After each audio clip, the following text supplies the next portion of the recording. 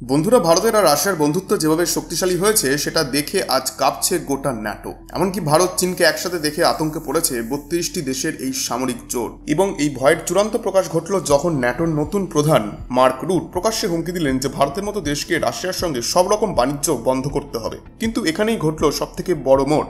চীন কিছু বলার আগেই ভারতের বিদেশমন্ত্রী এস জয়শঙ্করের একমাত্র উত্তরেই যেন গর্জে উঠল নতুন ভারত। ভারত শুধু উত্তরই দেয়নি, একেবারে কূটনৈতিকভাবে ন্যাটোর মুখ বন্ধ করে দিয়েছে। জয়শঙ্করজি স্পষ্ট জানিয়ে দেন যে তোমাদের ভাগ্য ভালো যে ভারত চীন রাশিয়া শুধু তেল কিনছে। যদি আমরা একসাথে কিছু বড় সিদ্ধান্ত নিয়ে ফেলি তাহলে তোমাদের পশ্চিমা দুনিয়ার কি হবে ভাবতে পারছো? এই কথার পর থেকেই ইউরোপ আমেরিকার রাজনৈতিক মহলে যেন আগুন লেগে যায়। এই যে ব্যক্তি যাকে আপনি স্ক্রিনে দেখছেন তার নাম মার্ক রুট, বর্তমানে ন্যাটোর নবনিযুক্ত চিফ। তার কথা আর মুখ ভঙ্গিতে আত্ম অহংকার, ঔদ্ধত্য এবং একরকম ঔপনিবেশিক মানসিকতা স্পষ্ট। সে কোনো রকম কূটনৈতিক সৌজন্য ছাড়াই সরাসরি ভারতের প্রধানমন্ত্রী, চীনের প্রেসিডেন্ট, এমনকি ব্রাজিলের প্রেসিডেন্টকেও হুমকি দিয়ে বলেছেন যে রাশিয়ার সঙ্গে যদি তেল গ্যাস কেনাবেচা চালিয়ে যাও তাহলে তার মূল্য দিতে হবে। এমনকি সে এটাও বলেছে যে যদি রাশিয়ার প্রেসিডেন্ট শান্তি আলোচনার চুক্তিতে সই না করে তাহলে তার ফল ভুগতে হবে ভারত আর চীনকে। বন্ধুরা, এটাকে শুধু একটি বক্তব্য বললে কম বলা হবে। এটা এক প্রকার নতুন যুগের ভূ রাজনৈতিক যুদ্ধের সূচনা। এটা ভারতের সার্বভৌমত্বের ওপর সরাসরি আঘাত। এটা সেই নতুন ভারতকে থামানোর চেষ্টা, যে ভারত এখন আর কারোর সামনে মাথা নত করে না, যে ভারত নিজের শর্তে বিশ্ব রাজনীতির মঞ্চে নিজের অবস্থান তৈরি করেছে। মার্ক রুটের মুখে যতই হুমকি থাকুক না কেন, সে একটা বড় ভুল করে ফেলেছে। আজকের ভারতকে হুমকি দিয়ে কেউ কিছু আদায় করতে পারে না। আমেরিকা হোক বা নাটো, আজকের ভারত কারোর ইয়েস বস নয়। চীন কিছু বলার আগেই ভারতের কূটনৈতিক উত্তর এমন তীব্র হয়েছে যে পশ্চিমা দুনিয়ার সমস্ত রাজনৈতিক করিডোর এখন স্তব্ধ। কি সেই জবাব? কেন এই উত্তরের পরে ঘামছে ইউরোপ আমেরিকা? আর কিভাবে এই ঘটনা এক নতুন ভূ রাজনৈতিক চিত্র তৈরি করেছে? এই সমস্ত ডেভেলপমেন্ট জানতে ভিডিওটির পরবর্তী অংশ আপনাকে দেখতেই হবে। তো ভিডিওটি শুরু করার আগে একটি ছোট্ট অনুরোধ করব, ভিডিওটিকে একটি লাইক করে আমাদের চ্যানেলটিকে এখনই সাবস্ক্রাইব করে দিন। দেখুন, প্রথমে এটা পরিষ্কার করে নেওয়া দরকার যে এই হুমকি দেওয়ার মানুষটা আসলে কে। ইনার নাম মার্ক রুট, যিনি আগে নেদারল্যান্ডসের প্রধানমন্ত্রী ছিলেন। সম্প্রতি তাকেই নাটোর নতুন মহাসচিব হিসেবে নিয়োগ দেওয়া হয়েছে। এমন এক সামরিক জোট যা ৩৩টি দেশের মধ্যে সবথেকে বড় ও সবথেকে বিপজ্জনক বলে ধরা হয়। এই ন্যাটো মানে নর্থ আটলান্টিক ট্রিটি অর্গানাইজেশন। দ্বিতীয় বিশ্বযুদ্ধের পর সোভিয়েত ইউনিয়নের বিরুদ্ধে তৈরি হওয়া একটি সামরিক প্ল্যাটফর্ম। কিন্তু বাস্তবে রিমোট কন্ট্রোল কোথায়? রিমোট কন্ট্রোল সরাসরি আমেরিকার হাতে। সোজা ভাষায় মার্ক রুট যখন কিছু বলেন তখন সেটা মার্ক রুটের কথা নয়, সেটা আমেরিকার স্ট্র্যাটেজির মুখপাত্র হিসেবে বলা হয়। এই বিশেষ বক্তব্য তিনি দিয়েছেন আমেরিকার কংগ্রেসের সামনে এবং সেখানে ভারতের পাশাপাশি চীন ও ব্রাজিলকেও হুমকি দিয়েছেন। এখন প্রশ্ন উঠছে তিনি কোন অস্ত্র দেখিয়ে হুমকি দিচ্ছেন। আসলে এর নাম হচ্ছে সেকেন্ডারি স্যাংশনস। চলুন একে একে সহজ করে বোঝাই। ধরুন আমেরিকা রাশিয়ার সঙ্গে লড়াই করছে, তাদের মূল নিষেধাজ্ঞা বা প্রাইমারি স্যাংশন পড়েছে রাশিয়ার ওপর।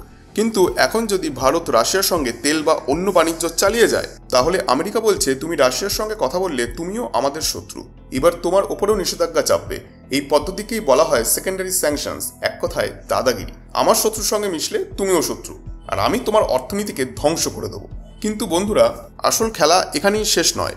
বিশেষজ্ঞদের মতে মার্ক রুট শুধু একটা ফেস। এই গোটা স্ক্রিপ্টের পেছনে আছেন ডোনাল্ড ট্রাম্প নিজেই। হ্যাঁ, সেই প্রেসিডেন্ট যার আমেরিকা ফার্স্ট পলিসি গোটা দুনিয়াতে কুখ্যাত। ট্রাম্পের পরিকল্পনা ছিল একেবারে স্পষ্ট। ভারত আর চীনের মতো দুই দ্রুত বিকাশমান অর্থনীতিকে রাশিয়ার থেকে দূরে সরিয়ে এনে আমেরিকার সঙ্গে শুধু আমেরিকার শর্তে বাণিজ্য করানো। কিন্তু সমস্যা হলো ভারত বা চীন কেউই ট্রাম্পের ওই গলা চেপে ধরা নীতির তোয়াক্কা করেনি। উল্টে রাশিয়ার সঙ্গে বাণিজ্য আরও বাড়িয়ে দিয়েছে। ফলে হতাশা আর রাগে ফেটে পড়ে এখন ট্রাম্পের ভাষাতেই কথা বলছেন ন্যাটোর চিফ মার্ক রুট। এবং এখানেই পুরো ঘটনার ভয়াবহতা। এটা শুধু অর্থনৈতিক হুমকি নয়, এটা এক প্রকার সামরিক হুঁশিয়ারিও। একবার চিন্তা করুন, বিশ্বের সবথেকে বড় সামরিক সংগঠন সরাসরি বলছে যে যদি ভারত আমাদের কথা না শোনে তাহলে অর্থনৈতিকভাবেও ঘেরাও করব আর সামরিকভাবেও। মূল উদ্দেশ্য একটাই, ভারতকে ভয় দেখিয়ে রাশিয়ার থেকে আলাদা করা, তাকে আবার পশ্চিমা গোষ্ঠীর নিয়ন্ত্রণে আনা। কিন্তু তারা বোধহয় ভারতের ইতিহাস, ঐতিহ্য আর আত্মসম্মান বোধ সম্পর্কে মারাত্মক ভুল ধারণা করে বসেছে। এবার আসি সেই পর্বে যেখানে ভারত চাল দিয়েছে নিজের মাস্টার স্ট্রোক আর পুরো খেলার মোড় ঘুরিয়ে দিয়েছে। যখন নাটো চিফ প্রকাশ্যে হুমকি দিচ্ছিলেন তখন গোটা দুনিয়ার চোখ ছিল দিল্লির দিকে। সবাই ভাবছিল হয় ভারত চাপে পড়ে নতি স্বীকার করবে, আর না হয় রেগে গিয়ে কড়া প্রতিক্রিয়া জানাবে। কিন্তু ভারত যা করলো সেটা একেবারে অপ্রত্যাশিত, স্মার্ট এবং নিঃশব্দে বিস্ফোরক। ভারত কোনো উত্তেজক বিবৃতি দিল না, কোনো রাজনৈতিক রাগ বা বক্তৃতাও দিল না, বরং একটা স্ট্র্যাটেজিক সাইলেন্স বজায় রাখলো। কেন জানেন?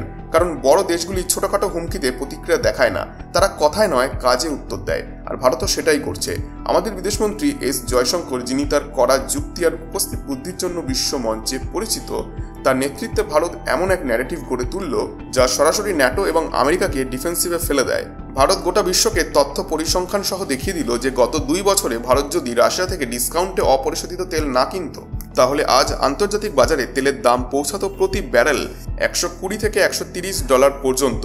ফলে সারা পৃথিবী জুড়ে মুদ্রাস্ফীতি ও মূল্য বৃদ্ধির ঝড় উঠত।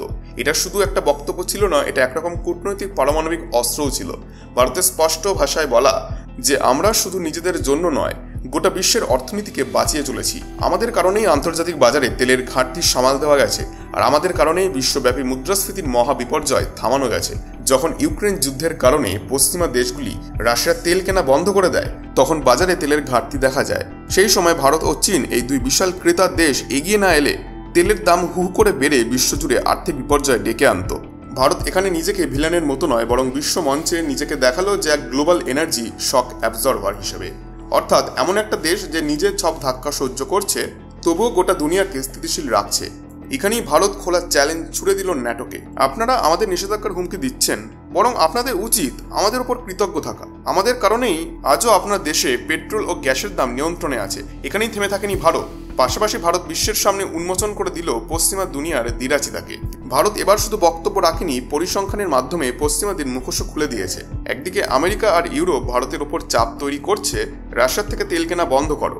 অন্যদিকে নিজেদের দেশে বসে চুপি চুপি রাশিয়া থেকে তেল কিনছে, $1 বিলিয়ন এলএনজি, হীরা, ফার্টিলাইজার, এমনকি অ্যালুমিনিয়াম পর্যন্ত। তাহলে প্রশ্ন হলো, তাদের কেনাকে ওকে বলা হচ্ছে, কিন্তু ভারতের কেনাতে কেন প্রবলেম হচ্ছে? ভারত যদি 140 কোটি দেশ হিসেবে নিজের জ্বালানির চাহিদা মেটানোর জন্য সস্তায় তেল কেনে, সেটা কি দোষের? এই যুক্তিই ছিল ভারতের কাছে ব্রহ্মাস্ত্র, যেটা শুধু আমেরিকা বা ন্যাটো নয়, পশ্চিমা মিডিয়াতেও তীব্র প্রতিক্রিয়া তৈরি করলো। এমনকি তাদের নিজেদের সরকারের সমালোচনা শুরু হয়ে গেল। এবং একটি চালেই ভারত শুধু নিজেকে রক্ষা করেনি, বরং আজ সে গ্লোবাল সাউথ এর স্বীকৃতি নেতা হয়ে উঠেছে। এই নেতা যে পশ্চিমাদের দাদাগিরির বিরুদ্ধে সাহসের সাথে কথা বলতে পারে। বন্ধুরা, এটা শুধু হুমকি প্রতিক্রিয়ার খেলা নয়, এটা সেই বড় মাপের ভূ রাজনৈতিক দাবা, যেখানে ভারতের প্রতিটা পদক্ষেপ কৌশলী ও সুপরিকল্পিত। আসলে ন্যাটোর উদ্দেশ্য ছিল যে ভারতকে চীনের বিরুদ্ধে একজোট করা, কিন্তু ফল হলো একেবারে উল্টো। এই চাপে পড়েই বরং ভারত, রাশিয়ার চীনের মধ্যে সম্পর্ক আরো গভীর হয়েছে। 3 দেশই এখন বুঝতে পেরেছে যে পশ্চিমাদের একচেটিয়া নিয়ন্ত্রণ থেকে বাঁচতে হলে মিলিত সহযোগী একমাত্র পথ। এই চিন্তাভাবনাতেই ভারত এখন এক বৃহৎ গোপন স্ট্র্যাটেজি নিয়ে এগোচ্ছে, আর সেটা হলো ডলারের আধিপত্য ভাঙা। কারণ যখন আমেরিকা কাউকে নিষেধাজ্ঞা দেয়, তা কার্যকর হয় এই কারণে যে বিশ্বের অধিকাংশ বাণিজ্যই হয় ডলারে, আর ডলারের ওপর পূর্ণ নিয়ন্ত্রণ থাকে মার্কিন সরকারের। এবার ভারত, রাশিয়া, চীন, ইরান সহ কিছু দেশ মিলিতভাবে কাজ করছে এমন এক স্ট্র্যাটেজিক পেমেন্ট করিডোর হিসেবে, যেখানে ডলারে নয় বরং নিজেদের কারেন্সিতেই লেনদেন হবে। যেমন ভারত, রাশিয়া এখন রুপি, রুবেলে মডেলে বাণিজ্য করছে, ফলে আমেরিকার নিষেধাজ্ঞা একটুও কাজ করবে না। শুধু তাই নয়, আমেরিকার 100% ট্যারিফের হুমকিও এখন ভারতের কাছে এক নতুন সুযোগ তৈরি করেছে। ভারত এখন আর স্পট মার্কেট বা এককালীন কেনাবেচার দিকে যাচ্ছে না, বরং রাশিয়ার সঙ্গে 10 থেকে 15 বছরের লং টার্ম স্ট্র্যাটেজিক ডিফেন্স ও এনার্জি কন্ট্রাক্ট সাইন করছে। মানে এখন থেকে খেলা হবে ভারতের নিয়মে। এখন আপনার কি মনে হয়, ভারতের এই কৌশলগত জবাব ন্যাটোর হুমকির বিরুদ্ধে যথেষ্ট ছিল? আজকে সত্যি ভারত, রাশিয়া, চীন জোট ভবিষ্যতে আমেরিকার আধিপত্যকে চ্যালেঞ্জ করতে পারবে? এই বিষয়ে আপনাদের কি মতামত অবশ্যই জানান কমেন্ট বক্সে। বন্ধুরা, আশা করছি আজকের এই ভিডিওটি আপনাদের ভালো লেগেছে। ভিডিওটি ভালো লেগে থাকলে ভিডিওটিতে অবশ্যই লাইক এবং চ্যানেলটিকে এখনই সাবস্ক্রাইব করে নিন। ধন্যবাদ।